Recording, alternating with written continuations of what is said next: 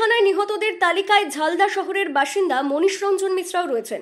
শহরের ৫ নম্বর ওয়ার্ডের পুরনো বাগমুন্ডি রোড এলাকার বাসিন্দা। কেন্দ্রীয় সরকারের স্বরাষ্ট্র মন্ত্রকের অধীনে গোয়েন্দা বিভাগের আধিকারিক হিসেবে হায়দ্রাবাদে কর্মরত ছিলেন। ৩ ভাই, মনীষ বড় ছিলেন। তার বাবা মঙ্গলেশ মিশ্রা ঝালদা হিন্দি হাই স্কুলের প্রধান শিক্ষক ছিলেন।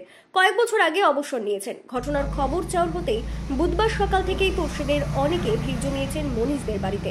মনীষের ভাই বিনীত বলেন, কাল বিকেলেই খবরটা পাই। তাদের কাশ্মীর থেকে বৈষ্ণব দেবী মন্দিরে যাওয়ার কথা ছিল। আমরাও ঘর থেকে সেখানে যাওয়ার উদ্দেশ্যেই বেরিয়েছিলাম। পথে খবর পেয়ে ফিরে আসি। শোকে মুহ্যমান মনীষের বাবা মা কান্নায় ভেঙে পড়েছেন তারা।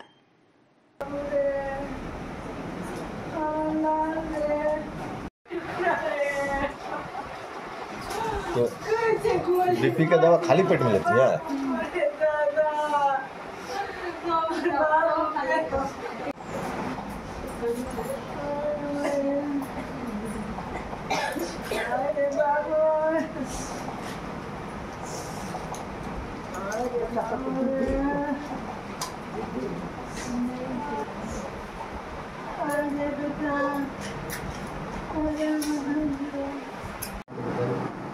ये किसी पूछे आप वीडियो बना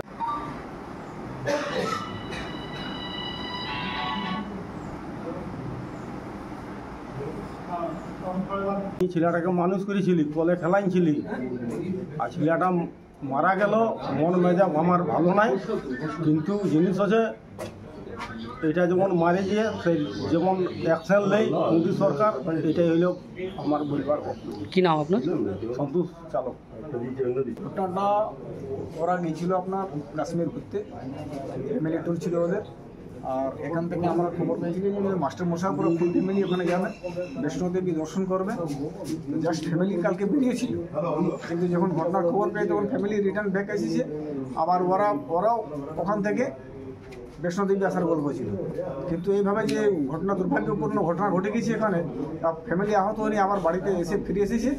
আবার দেখা যায় যে আগামী এবার কি হচ্ছে, আমরা অপেক্ষা করছি যে ওনার পার্থ শরীর মানে এখানে পৌঁছাবে।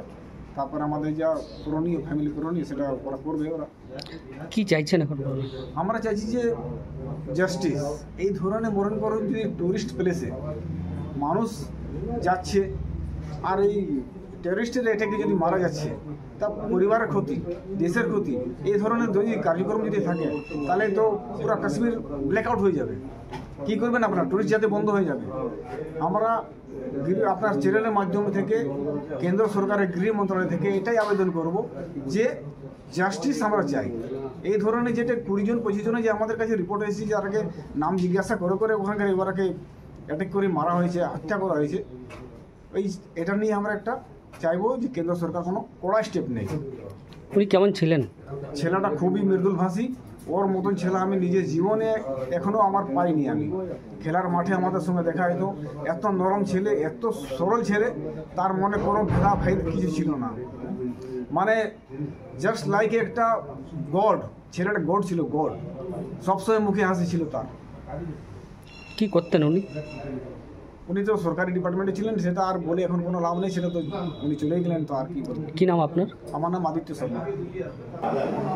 নিউজ পেলাম যে দাদা গেছিল ঘুরতে, ওখানে খবরে মোদি ফোন করে জানালেন যে উনি নেই।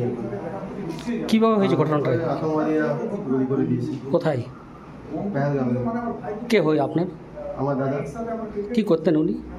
মিনিস্ট্রি অফ হোম অ্যাফেয়ার্স ছিল। আর কি খবর আছে, কি তথ্য পেয়েছেন? আর বেশি কিছু খবর নেই। উনি কি, ওনার দেহ কি এখানে আসবে?